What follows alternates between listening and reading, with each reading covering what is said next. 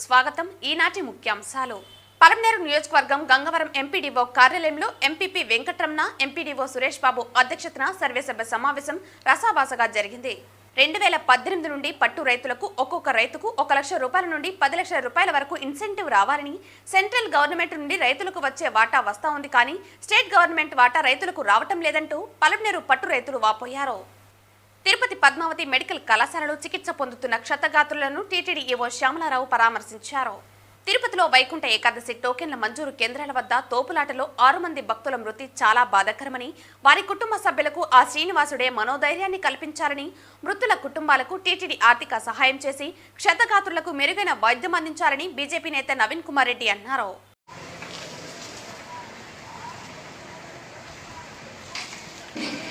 ఈ సమావేశానికి మండల ప్రజాప్రతినిధులు అందరూ హాజరయ్యారు. నిధుల కేటాయింపు విషయంలో ఎంపీడీఓ సురేష్ కు వైసీపీ ప్రజాప్రతినిధుల మధ్య వాగ్వాదం చోటు చేసుకుంది. ఎంపీడీఓ సురేష్ బాబు పనితీరుపై వైసీపీ నాయకులు తీవ్ర అసహనం వ్యక్తం చేశారు. ప్రభుత్వ నిధులను పంచాయతీ పనులకు కేటాయించాలని ఎంపీడీఓ సురేష్ కు కలెక్టర్ షోకాజ్ నోటీసులు జారీ చేసినా పంచాయతీ పనులు చేస్తే వైసీపీ నాయకులకు మంచి పేరు వస్తుందనే దురుద్దేశంతో నిధులు ఆపేశారని ఎంపీడీఓపై మండిపడ్డారు.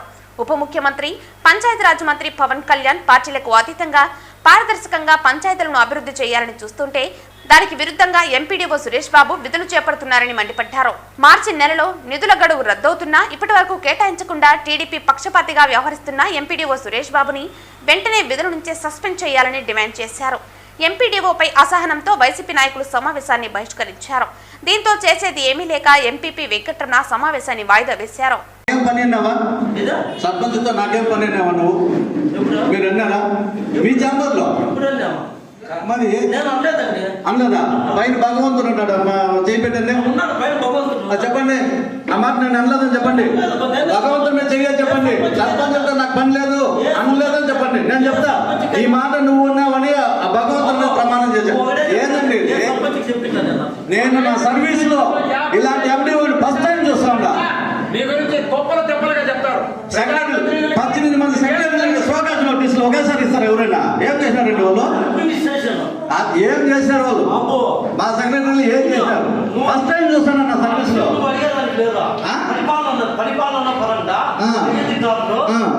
కాదు చెప్పండి, కాదు చెప్పు. ఎందుకు ఇచ్చినావు?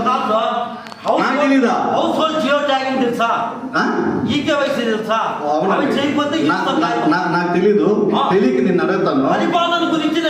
సార్ ఒక ప్రజాప్రతినిధికి ఓట్లేసి గెలిపిస్తే వాళ్ళకి ఎన్ని రోజులు ఉంటుంది సార్ పదవి? కాదు, ఎన్ని రోజులు ఉంటుంది పదవి? పరిపాలన పరంగా అడ్మినిస్ట్రేషన్ ఆఫీసర్ ఎవరు? నేను. మీటింగ్ కన్వీనర్ ఎవరు? నువ్వు అవన్నీ తెలుసుకో. మాకు తెలియదులే సార్. మీరు తెలుసుకుందామని వచ్చిన మీటింగ్ కి సబ్జెక్ట్ చెప్పండి. సబ్జెక్ట్లకు రండి. మాకు అమౌంట్ మా ఎంపీటీసీలు మా మండల గ్రాంట్ మార్చికి క్లోజ్ అయిపోతుంది, ల్యాబ్స్ అయిపోతుంది. ప్రజల్లోకి పోతే మా కాలువలు కట్టలేదు, మాకు నీళ్లు లేవు, మాకు ఇవి లేవు అని చెప్పి ప్రజలు సమస్యలు పెడతారు. మేము ప్రజల ద్వారా ఎన్నికై ఇక్కడికి వచ్చినాము.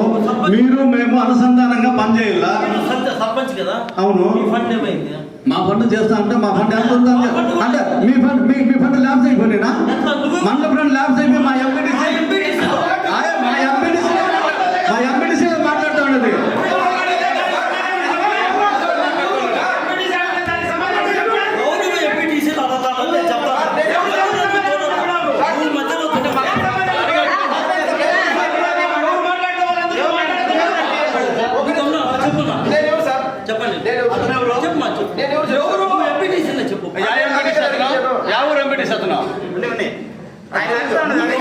సెక్రటరీ తెలీదు, ఏ పంచాయతీ సెక్రటరీ తెలీదు,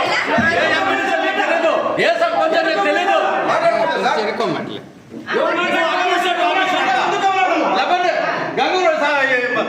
మేల్మాయి సెక్రటరీ ఎవరు చెప్పండి, చూద్దాము. మేల్మాయి సెక్రటరీ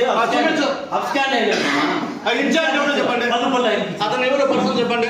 కల్పల్ సెక్రటరీ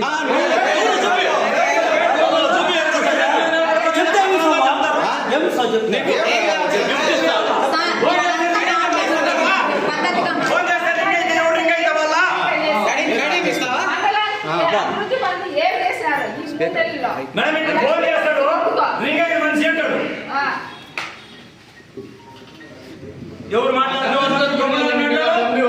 లక్ష్మణ్ కుమార్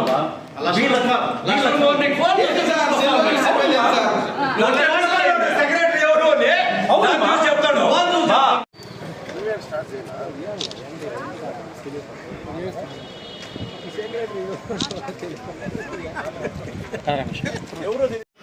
ఈరోజు సర్వసభ్య సమావేశానికి ఎండిఓ గారు ఆయన వన్ మ్యాన్ ఆర్మీగా ప్రజాప్రతినిధులు అంటే లెక్క లేకుండా ఎంపీపీ గారైనా సరే, జడ్పీటీసీ గారైనా సరే, సర్పంచులైనా సరే, ఎంపీటీసీలైనా సరే, ఎంపీపీ వైస్ ఎంపీపీలైనా ఎవరైనా అనేది కూడా ఆయనకి లెక్క లేకుండా ఆయన ఇష్టానుసారంగా ఆయనకి ఏది మనసుకు వస్తే అది తోచిన విధంగా ఆయనంతకు ఆయనే జనరల్ బాడీ మీటింగ్ కండక్ట్ చేస్తాడు, డేట్ పెట్టుకుంటాడు, ఎవరిని కానీ సంప్రదించాడు. సరే అది పోయింది. ఇప్పుడు ఈరోజు మేము వచ్చి గత దీంట్లోనే మా ఎంపీటీసీలు మేమంతా కూడా వర్కులు అడిగినాము. మాకు ఎంపీటీసీ గ్రాంట్లు మండల గ్రాంట్ వచ్చింది. అది కూడా కలెక్టర్ గారు ఆల్రెడీ మార్చికి ల్యాబ్స్ అయిపోతాయని చెప్పి ఎండిఓలకే కూడా షోకాజ్ నోటీసు టైప్ ఆయన ఒక ఇది హెచ్చరిక కూడా చేసినాడు. అయినా కానీ ఎండిఓలో చలనం లేకుండా మమ్మల్ని కేవలం ప్రజాప్రతినిధులు అంటేనే ప్రజల్లో నుంచి విలువ లేకుండా చేసేయాలని, ఆ అమౌంట్ అంతా ల్యాబ్స్ అయిపోవాలని దురుద్దేశంతోనే ఎండిఓ కావాలని ఇవన్నీ కూడా చేస్తున్నాడు. ఇకపోతే ఇప్పుడు మన డిప్యూటీ సీఎం గారు పవన్ గారు కూడా ఆయన మాకు పంచాయతీరాజ్ మినిస్టర్గా ఉన్నారు. ఆయన కూడా దయచేసి మేము ఆయనకి ఏమి విన్నవించుకుంటా ఉన్నామంటే, మీరు పారదర్శకంగా మీరున్న మంత్రిత్వ శాఖలో మంచి పార్టీలకు అతీతంగా కూడా మేము పరిపాలన చేస్తామని చెప్పి ఎన్నో మీటింగుల్లో కూడా ఎన్నో సందర్భాల్లో ఆయన చెప్తా ఉండేది జరుగుతుంది. కానీ ఇక్కడ అతనికి తెలుసో తెలియదో కానీ ఇక్కడ అధికారి ఎండిఓ గారు అతనికి విరుద్ధంగా అతను సొంత ఇది పెట్టుకొని ఆయన ఇష్టం వచ్చినట్లు ఇష్టానుసారంగా చేస్తున్నాడు.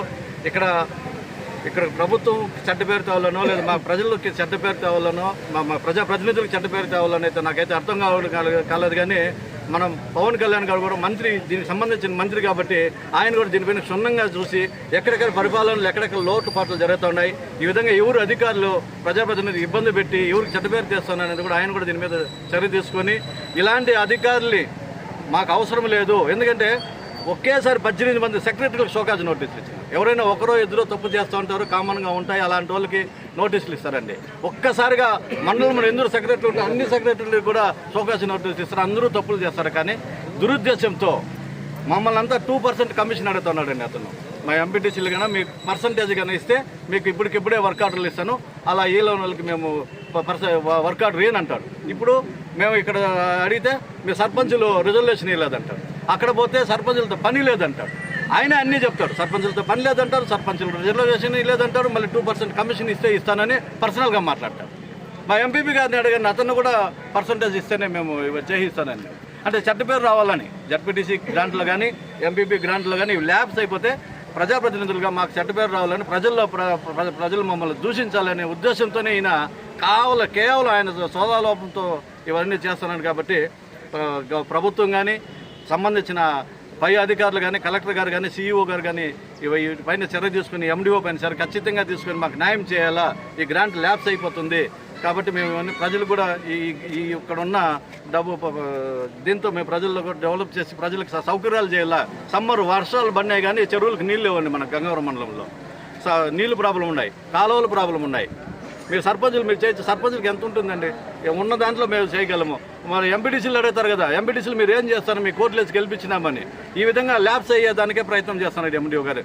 ప్రజాప్రతినిధులకు చెడ్డ పేరు తేవాలనే కేవలం ఈయన ఒక దురుద్దేశం పెట్టుకొని ఈ విధంగా చేస్తున్నారు. కాబట్టి ఇలాంటి అధికారి మా కొద్దుని మేమందరూ కూడా బయటకు వచ్చి బాయ్కాట్ చేసి మీటింగ్ బాయ్కాట్ చేసి మీ ద్వారా కలెక్టర్ గారికి కానీ ఇక్కడ సిఇఓ గారికి కానీ సంబంధిత మన మంత్రి గారికి కూడా తెలియజేస్తా ఉన్నాం.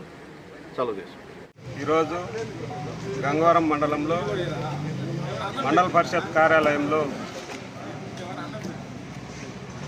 మండల సర్వసభ్య సమావేశం ఎంపీడీఓ గారు ఏర్పాటు చేయడం జరిగింది. ఈ మండల సర్వసభ్య సమావేశం ఏర్పాటుకు మండలంలో ఉన్నటువంటి ఒక దళిత ఎస్సీ ఎంపీపీకి కానీ ఒక బీసీ మహిళ జడ్పీటీసీకి కానీ ఎలాంటి ఇంటిమేషన్ లేకుండా, ఎజెండా లేకుండా కనీసం ఎంపీటీసీలకి ఒక ఎజెండా పేపర్ ఇచ్చి అక్నాలజ్మెంట్ తెచ్చుకుంటారు. ఆ విధంగా కాకుండా ఫస్ట్ టైం మండల పరిషత్ చరిత్రలోనే వీళ్ళకి రిజిస్టర్ ద్వారా ఎజెండాను పంపించడం జరిగింది. ఎంపీపీ గారికి అయితే డైరెక్ట్గా వాళ్ళ ఇంటికి వెళ్ళి ఆ ఎజెండా ప్రతులను అంటించడం జరిగింది. అంటే అతను ఏ విధంగా ఇక్కడ అధికారాన్ని అడ్డు పెట్టుకొని ఎంపీపీ పైన కానీ ఎంపీటీసీలకు కానీ కనీసం సర్పంచ్లు అందరినీ కూడా అవమానకరంగా ఎంపీడీఓ గారు వ్యవహరిస్తున్నారు. దీన్ని పూర్తిగా మేము ఖండిస్తున్నాం. ఎందుకంటే సుమారు 6 నెలలు అయిపోయింది, మండలానికి సంబంధించినటువంటి గ్రాంట్స్ ఏది రిలీజ్ చేయలేదు. మండలంలో ఎంపీటీసీలకు కానీ సర్పంచులకు కానీ ఓట్లేసి గెలిపించిన ప్రజలకి మండల పరిషత్ ద్వారా వచ్చే నిధులు కానీ జిల్లా పరిషత్ ద్వారా వచ్చే నిధులు కానీ మరి వర్కుల రూపంలో అక్కడ ఉన్నటువంటి తాగునీటి సౌకర్యం కానీ డ్రైనేజ్ వ్యవస్థ కానీ సీసీ రోడ్లు కానీ వేయడం జరుగుతూ ఉంది. మేము ప్రపోజల్ ఎంపీపీ గారు ఎంపీటీసీలు అందరూ ఇచ్చినా కూడా ఇంతవరకు కనీసం దాన్ని ఊసెత్తకుండా పూర్తిగా మండల అభివృద్ధిని నిర్వీర్యం చేస్తూ మండల వ్యవస్థనే కాకుండా మండల ప్రజాప్రతినిధులు కూడా అవమానకరంగా మరి ఎంపీడీఓ గారు వ్యవహరించడం నిజంగా ఈ మండలం ప్రజల దురదృష్టంగా భావిస్తున్నాం. ఎందుకంటే ఇలాంటి ఎంపీడీఓ నేను ఎక్స్ జెడ్పీటీసీ ఎంతోమంది ఎంపీడీఓలను చూసాం. ఈ 20-25 సంవత్సరాల్లో ఇలాంటి ఎంపీడీఓని మేము ఇంతవరకు చూడలేదు. ఎందుకంటే నేను ఆఫీస్కి వస్తే చాలు, నేను ఎక్కడ పోయినా నన్ను ఎవరు అడగరు, మీరు కావాలంటే కలెక్టర్ కూడా కంప్లైంట్ చేసుకోండి అని వేగ్గా మాతో మాట్లాడినాడు ధైర్యం ఆయన. అంటే ఆయన ఎవరు చూసుకొని ఆ విధంగా మాట్లాడుతూ ఉన్నాడో ఆ పై అధికారులు కూడా ఇతని పైన ఒక కమిటీ వేసి నిజంగా ఇతని పని చేస్తూ ఉన్నాడా లేదా, మండలానికి వచ్చి ఇన్ని నెలలైన అభివృద్ధి కార్యక్రమాలు ఏవైనా చేశాడా లేదా అనేటువంటి విషయాన్ని ఏదన్నా కమిటీ వేసి ఇతని పైన ఎంక్వైరీ చేసి మరి ఈరోజు మండలంలో ఉన్నటువంటి ప్రజల్ని, అధికారుల్ని, ప్రజాప్రతినిధులని అందరినీ కూడా ఇబ్బంది పెట్టి సునకానందం పొందుతూ ఉన్నాడు ఆయన ఒకడే. కాబట్టి ఇలాంటి అధికారుల్ని సస్పెండ్ చేసో ఇంటికి పంపించో మంచి అధికారులు వేస్తే మేమందరూ కూడా ప్రతిపక్ష ప్రజాప్రతినిధులైనా కూడా పనిచేయడానికి, ప్రభుత్వంతో కలిసి పనిచేయడానికి అందరూ సిద్ధంగా ఉన్నారు. కాబట్టి దయచేసి అధికార పార్టీ నాయకులు కానీ మరి ఉన్నతాధికారులు కానీ మండల అభివృద్ధికి అందరూ కూడా సహకరించాలని, మేమందరూ కూడా పనిచేయడానికి మా ఎంపీపీ కానీ జెడ్పీటీసీ కానీ ఎంపీటీసీలు కానీ ఆల్రెడీ వర్క్స్ ప్రపోజల్స్ కూడా ఇచ్చారు. అవన్నీ కూడా ఇస్తే వాళ్ళు చేయడానికి రెడీగా ఉన్నారు. కాబట్టి ఇలాంటి అమర్యాదగా ప్రవర్తించే ఎంపీడీఓ పైన తక్షణమే కలెక్టర్ గారు చర్యలు తీసుకోవాలి. మరి బాగా పనిచేసేటువంటి ఎంపీడీఓలను వేస్తే మండలాన్ని అభివృద్ధి చేయడానికి ముందుకు తీస్తే ఎంపీపీలుగానో జెడ్పీటీసీలుగానో ఎస్సీలు బీసీలు వచ్చాము. ఇలాంటి ఎంపీడీఓల ద్వారా మమ్మల్ని అవమానానికి గురి కాకుండా ఇప్పుడే రాష్ట్రంలో ఎంతోమంది ఎస్సీల పైన దాడులు జరుగుతున్నాయి, అవమానాలు జరుగుతున్నాయి. అలాంటి అవమానము ఈ మండలంలో ఇంతవరకు జరగలేదు, ఫస్ట్ టైం జరిగింది. కాబట్టి దీని అధికారులు తక్షణమే ఇతని పైన చర్యలు తీసుకొని ఇతన్ని ఇక్కడి నుంచి సస్పెండ్ చేసో లేకుంటే ఇక్కడి నుంచి ట్రాన్స్ఫర్ చేసి పంపించాలని మేము ఉన్నత అధికారులు కోరుకోవడం జరుగుతుంది. గంగవరం ఎంపీడీఓ ఆఫీస్ ఇంకా మాట్లాడుతూ ఉన్నాము. ఈరోజు జనరల్ బాడీ మీటింగ్లో ఆయన ఇంతవరకు 3 నెలలుగా ఛార్జ్ తీసుకుని ఇంతవరకు ఏ వర్క్స్ ఒకటి చేయలేదు, మండల అభివృద్ధికి ఏ విధంగానూ ఆయన సహకారం అందించలేదు. కాబట్టి ఇలాంటి ఎంపీడీఓ మాకు అవసరం లేదని మీకు అందరికీ మనవి చేసుకుంటాం.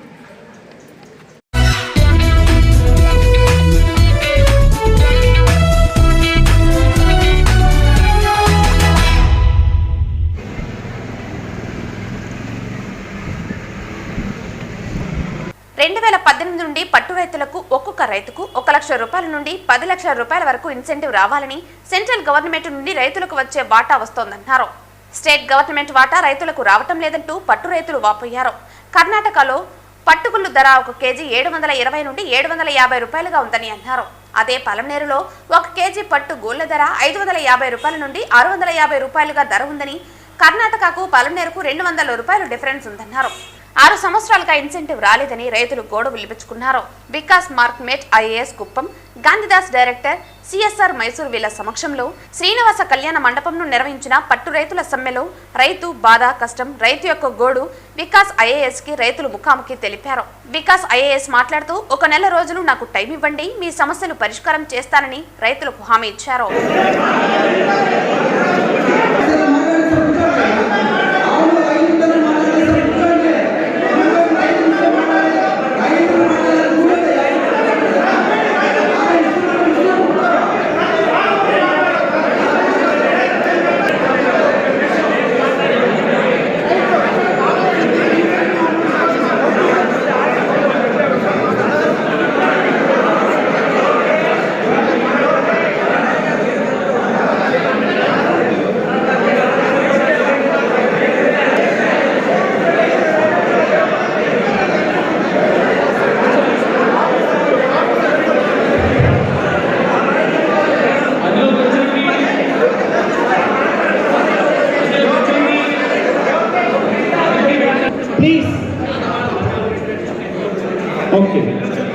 కానీ ఈ రోజు ఎందుకంటే కొంచెం సార్ తెలియకపోతే సార్ ఒప్పుకొచ్చినట్టు మేము 10 years 12 years గా చేస్తున్నాం. కానీ లాస్ట్ 1 year గా మన సిరికల్చర్ రైతులు చాలా ఇబ్బందులు పడుతున్నాం. మనకి ఇన్సెంటివ్ రాకపోతే 7,000 10,000 ఇప్పుడు నేను 150 మట్టుకు చెప్తాను. ఇన్సెంటివ్ ఎంత వస్తుంది? మంచి పంట వస్తే 7,000 వస్తుంది. మన ప్రాబ్లం అది కాదు. మనకి ఇక్కడ సైంటిస్ట్ కావాలి. ఫస్ట్ ఆఫ్ ఆల్ పొలం వేసిన సైంటిస్ట్ ఉండాలి. మన ప్రొడక్షన్ అవుతున్నది కుప్పం పొలం లేదు సార్. ఇప్పుడు నేను 10 సంవత్సరాలుగా ఇక్కడ పంట వేస్తున్నాను. ఒక్క సైంటిస్ట్ కూడా except Allukumari madam AD sir. Except sericulture అంటే ఇక్కడ అల్లుకుమారి మేడం ఏడి సారేనా? ఒక సైంటిస్ట్ ఎప్పుడైనా వచ్చి మనం విజిట్ చేశారా? నేను 10 సంవత్సరాలుగా వేస్తున్నాను. ఒక 2 క్రాప్స్ అయితే నాకు ఎందుకు నేను సిరికల్చర్ కూడా చదువుకున్నాను సార్. నేను సిరికల్చర్ చదువుకున్నాను. ఆ పట్టు పురుగులు ఎందుకు 30% పురుగులు కట్టడం లేదు. ఆ 30% పురుగుల్లో మనకి 40,000 లాస్ అవుతాం. ఇన్సెంటివ్ పోతే 7,000 అవుతుంది.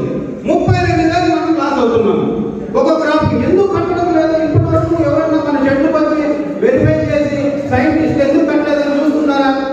ఎన్సీఆర్కి మీరు సరిగ్గా ఉడుక పెట్టేశారు, విండో లేదు, ఇంకోటి చేసేసారు తప్ప ఒక సైంటిస్ట్ కూడా మన చెట్టు దగ్గరకు వచ్చి ఏం జరుగుతాం మీరు ఒక్కరు కూడా చేయలేదు. దయచేసి ఒక పర్మనెంట్ సైంటిస్ట్ పర్మనెంట్ బ్రాంచ్ లో ఉండాల్సిందిగా మేము కోరుతున్నాం. తర్వాత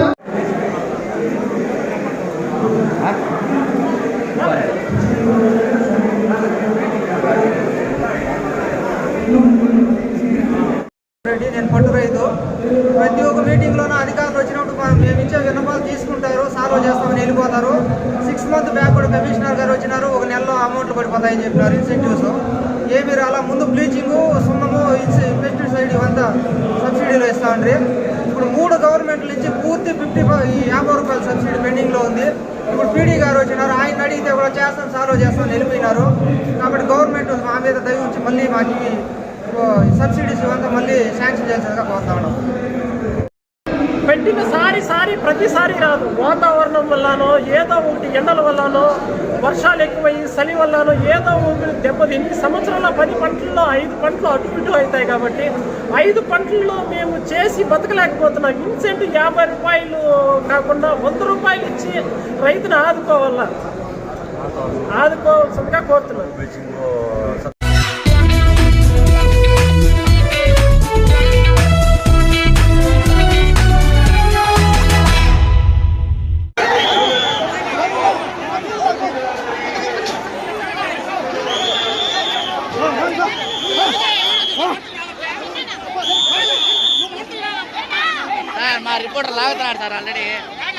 పద్మావతి మెడికల్ కళాశాలలో చికిత్స పొందుతున్న క్షతగాత్రులను టీటీడీఈఓ శ్యామలారావు పరామర్శించారు. క్షతగాత్రుల పరిస్థితిపై వైద్యుల బృందంతో ఈవో ఆరా తీశారు. అనంతరం ఈవో మీడియాతో మాట్లాడుతూ ఘటనలో 6 మృతి చెందారని తెలిపారు. 41 మంది గాయపడ్డారని, ఘటనకు కారణం ఏంటనేది విచారిస్తున్నామన్నారు. భక్తుల ఆరోగ్యం పరిస్థితిని వివరించిన స్విమ్స్ సూపరింటెండెంట్ రవికుమార్ అందరికీ చికిత్స అందిస్తున్నట్లు తెలిపారు. 3 మాత్రం మరో 2-3 రోజుల పాటు అబ్జర్వేషన్లో ఉండాల్సి ఉంటుందని అన్నారు. డీఎస్పీ గేట్లు తెరవడం వల్లే ఘటన జరిగినట్లు ప్రాథమికంగా తేలిందన్నారు. పూర్తి వివరాలు విచారణలో తెలియాల్సి ఉంది. పొరపాటు జరగడం అనేది చాలా బాధాకరమైన విషయము. దీనికి ఎందుకు ఇది జరిగింది, ఎట్లా జరిగింది అనే దాని మీద కూడా సీఎం గారు, తర్వాత డిప్యూటీ సీఎం గారు లోకేష్ బాబు గారు దీని మీద ఎంక్వైరీ చేస్తున్నారు. ఎందుకంటే గతంలో ఎన్నడూ లేని విధంగా ఎక్కువ శాతం జనాలు రావడం ఒకేసారి ఈ తొక్కిసలాట కారణమైందని అధికారులు చెప్తున్నారు. ముఖ్యంగా ఇక్కడ ఉన్న 14 మంది పేషెంట్స్ ఉన్నారు, ఎవరికి ఎటువంటి ప్రాణహాని లేదు. వీళ్ళని పరామర్శించడానికి ఇప్పుడు సీఎం గారు, డిప్యూటీ సీఎం గారు, నారా లోకేష్ బాబు గారు తిరుపతికి బయలుదేరడం జరిగింది. చనిపోయిన కుటుంబాలకు ధైర్యాన్ని ఇవ్వడానికి ప్రభుత్వం ఉంది, టీటీడీ ఉంది, ఎవరు అధైర్యపడాల్సిన పని లేదు. ఇక్కడ మిగతా వారికి గాయాలైన వారికి వాళ్ళకు ప్రభుత్వం దగ్గరుండి ఖచ్చితంగా ట్రీట్మెంట్ చేస్తుంది. ఎవరికి ఇటువంటి సంఘటన ఇంకొకసారి జరగకుండా చూసుకుంటాం. ఇది జరగడం అనేది చాలా బాధాకరమైన విషయం. కానీ దీన్ని కూడా రాజకీయం చేయాలని కొందరు దుష్ప్రచారం చేస్తున్నారు. ఇక్కడ వసతులు లేవు, అది లేవు. గతానికి ఇప్పటికి పోల్చుకుంటే లక్షల్లో తేడా ఉంది. భక్తులు ఇక్కడికి రావడం, వాళ్ళకు తగ్గట్టు అన్ని ఏర్పాట్లు చేయడం జరిగింది. చైర్మన్ గారు కూడా ముందు నుంచి చెప్తున్నాడు, ఈసారి జనం ఎక్కువ వస్తారు, మన మీద నమ్మకం ఉంది, ఇక్కడ ఏర్పాట్లు బాగా చేస్తారని అధికారులకు చెప్పడం జరిగింది. కొద్దిగా అధికారులు ఎక్స్పెక్టేషన్ తక్కువ, వాళ్ళది రాంగ్ అయింది. జనాలు ఎక్కువ, భక్తులు ఎక్కువ రావడం వల్ల ఇవన్నీ జరిగినాయి. దీనికి వీళ్ళకు ఎటువంటి ఇక్కడ ట్రీట్మెంట్ కానీ అన్నీ చేసుకుంటాం. చనిపోయిన కుటుంబాలకు కూడా ప్రభుత్వము, తర్వాత టీటీడీ సంస్థ కూడా, దేవాలయం కూడా వాళ్ళకి సపోర్ట్గా ఉంటుంది, వాళ్ళకి న్యాయం జరిగే మాదిరి చూస్తామని చెప్పి మేము తెలియజేసుకుంటున్నాము. ఒకటే అపోజిషన్ వీళ్ళకందరికీ చెప్పేది, వచ్చి బాధిత కుటుంబాలకు ధైర్యం చెప్పే ధోరణి ఉండాలి. కానీ శవ రాజకీయాలు ఇంకా రాజశేఖర రెడ్డి శవంతో స్టార్ట్ అయినది, ఇంకా శవ రాజకీయాలు మానడం లేదు. ఇది బుద్ధి తెచ్చుకోండి అని చెప్పి నేను వైసీపీ నాయకులకు అందరికీ చెప్తున్నాను. ఇది కొన్ని లక్షల మంది ఇక్కడికి రావడం జరిగింది. అక్కడ అనుకోకుండా ఈ సంఘటన జరిగింది. దాన్ని రాజకీయం చేసి పబ్బం గడుపుకోవాలని చూస్తే ప్రజలు ఎవరు అమాయకులు కాదు. ఖచ్చితంగా రాష్ట్ర ప్రభుత్వము, టీటీడీ దేవాలయము వాళ్ళకు ఖచ్చితంగా సపోర్ట్గా ఉంటుంది. వాళ్ళకు ఇక్కడ ట్రీట్మెంట్ పూర్తిగా చేసిన తర్వాతనే వాళ్ళని ఇళ్ళకు పంపిస్తాము. చనిపోయిన కుటుంబాలకు కూడా మేము ఖచ్చితంగా రాష్ట్ర ప్రభుత్వం కానీ దేవాలయం కానీ వాళ్ళకు ఆదుకుంటామని చెప్పి మేము తెలియజేస్తున్నాం. అంటే ఇప్పుడు ఉండే 13 మందిలో కండిషన్ ఏంటి, ఎట్లా ఉంది? 14 మంది పేషెంట్లు ఇక్కడ ఉండడం జరిగింది. వాళ్ళకి ఎవరికి కానీ ప్రాణహాని లేదు, బ్రీతింగ్ ప్రాబ్లం లేదు. కొంచెం ఈ సైడ్కు పెయిన్స్ ఉన్నాయి, మామూలు నార్మల్ పెయిన్స్ ఉన్నాయి. డాక్టర్లు అందరూ అనుభవజ్ఞైన డాక్టర్లు ట్రీట్మెంట్ చేస్తున్నారు. ఎవరికి ఎటువంటి ప్రాణహాని లేదు. ఇక్కడ ఉన్న వాళ్ళు అందరూ సేఫ్గా ఉన్నారు. అనుకున్న దానికంటే ఎక్కువ మంది వచ్చారండి. ఎంతమంది ఎక్కువ వచ్చారు, ఎంతమందికి ఏర్పాట్లు చేశారు? దాదాపుగా నిన్న నైట్కే దాదాపుగా 1,50,000 2 లక్షల మంది దగ్గర ఉన్నారు. మామూలుగా అందరూ ఈరోజు ఎక్కువ వస్తారనుకున్నారు. అట్లాంటిది నిన్ననే ఒక్కసారిగా జనాలు ఎక్కువ రావడం, ఇప్పుడు బాధితులతో కూడా మాట్లాడడం జరిగింది. కొంతమంది అక్కడ పోలీస్ సెక్యూరిటీ కొద్దిగా ఉండింటే కూడా ఇది జరగకపోవని చెప్తున్నారు. ఇది కొంచెం అధికారుల రాంగ్ ఎక్స్ప్రెషన్ ఉంది, నిర్లక్ష్య ధోరణి ఉంది. కొద్దిగా ఇవి ఇంకోసారి జరగకుండా చూసుకుంటాం.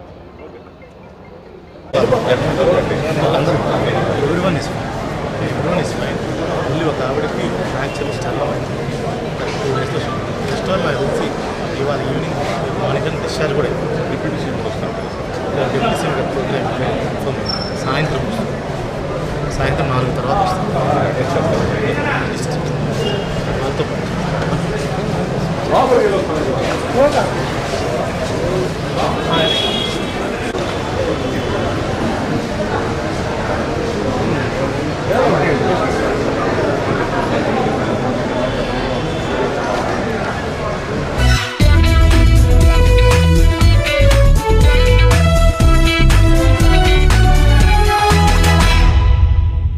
తిరుపతి ఆధ్యాత్మిక నగరంలో తిరుమల శ్రీవారి వైకుంఠ ద్వార దర్శనానికి వచ్చినటువంటి భక్తులు, తిరుమల శ్రీవారికి భక్తునిగా రాజకీయాలకు అతీతంగా నా ఆవేదనను తెలియజేస్తున్నానని అన్నారు.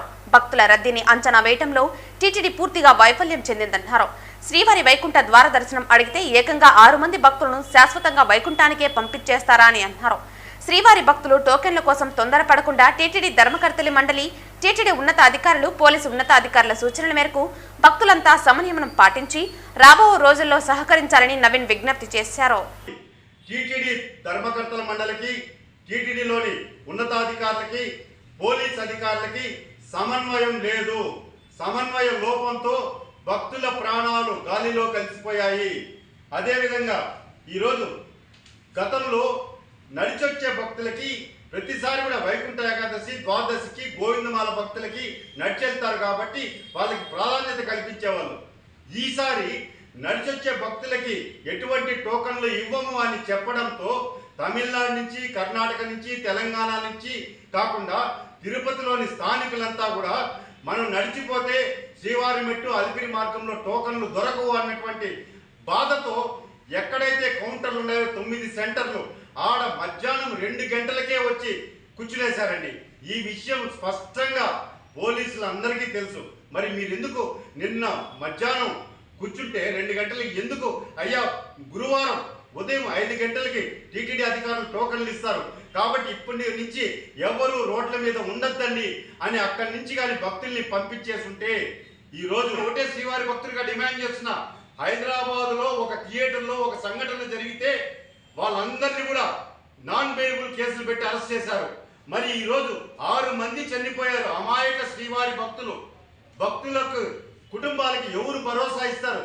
ఎవరి మీద శాఖాపరమైనటువంటి చర్యలు తీసుకుంటారని చెప్పని ఈరోజు కోట్లాది మంది హిందువులు భక్తులంతా కూడా ప్రశ్నిస్తున్నారు. మమ్మల్ని అంతా కూడా అడుగుతున్నారు, ఎందుకు మీరు మౌనంగా ఉంటున్నారని చెప్పి. నేను ఒకటే చెప్తున్నా, రాజకీయాలతో పని లేదు, రాజకీయాలు అవసరం లేదు. శ్రీవారి భక్తుడిగా, స్థానికుడిగా వెంకటేశ్వర స్వామి భక్తులు చనిపోయిన దానికి నా ప్రగాఢ సానుభూతిని, వాళ్ళ కుటుంబానికి మనోధైర్యాన్ని కల్పించాలని చెప్పని వారికి సపర్యలు అన్నీ కూడా టీటీడీ చేసే వరకు నేను ప్రశ్నిస్తూనే ఉంటాను. నేరుగా కలిసి వాళ్ళని నిలదీస్తానని చెప్పి కూడా హెచ్చరిస్తున్నానండి. ఓం నమో వెంకటేశాయ గోవింద.